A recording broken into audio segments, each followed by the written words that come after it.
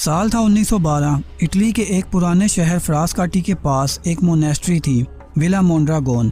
ये मोनेस्ट्री अपनी रेयर और एंशिएंट बुक्स के लिए मशहूर थी। उस वक्त वहाँ कुछ पुरानी किताबें और स्क्रॉल्स सेल के लिए रखे गए थे, क्योंकि मोनेस्ट्री के मॉन्क्स को फाइनेंशियल प्रॉब्लम्स थी। उसी वक्त एक Polish American rare book dealer Wilfrid M Voynich Europe में एंशिएंट मैन्युस्क्रिप्ट्स खरीदने के लिए सफ़र कर रहा था। वॉयनिच अपने ज़माने का एक मशहूर कलेक्टर था, जो मेडिवल और साइंटिफिक मैन्युस्क्रिप्ट्स खरीदकर यूनिवर्सिटीज़ और प्राइवेट कलेक्टर्स को बेचता था।